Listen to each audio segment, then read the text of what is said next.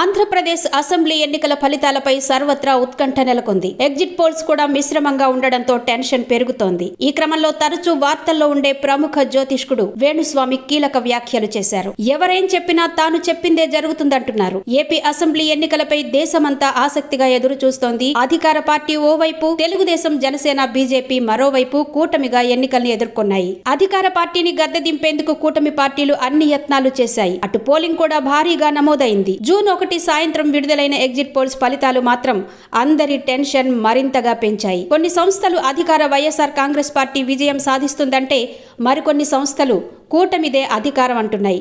ఈ నేపథ్యంలో సంచలన వ్యాఖ్యలతో తరచూ వార్తల్లో ఉంటున్న ఆధునిక జ్యోతిష్కుడు వేణుస్వామి కీలక వ్యాఖ్యలు చేశారు. ఎవరేం చెప్పినా తాను చెప్పిందే జరుగుతుందని రిపీట్ చేశారు. రోజుకో మాట మాట్లాడేందుకు తానేమీ రాజకీయ నాయకుడిని కాదని, జ్యోతిష్కుడినని, ఒకే మాటపై నిలబడతానని చెప్పుకొచ్చారు. గతంలో చాలా సందర్భాల్లో చెప్పిందే జరిగిందన్నారు.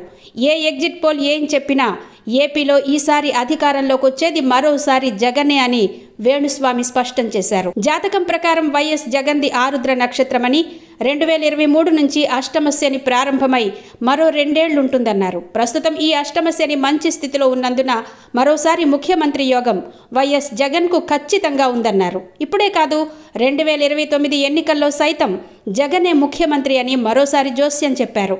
Next two terms Jaganmohan Reddy గారు వస్తారు. 2024-29 ఎవరు జగన్మోహన్ రెడ్డి వస్తాడు, ముఖ్యమంత్రి ఆయనే అవుతారు. మరి ఆయన పార్టీ ఆయన అంటే మీ నోట్ నుంచి చెప్పాలి. జగన్మోహన్ రెడ్డి గారు 2024లో మరియు 2029లో ఆయనే ఆంధ్రప్రదేశ్ రాష్ట్రానికి ముఖ్యమంత్రిగా ఉండబోతా ఉన్నారు. డామ్ షూర్ గా ఇది రికార్డ్ అవుతుంది కదా బాబు, రికార్డ్ చేస్తున్నా.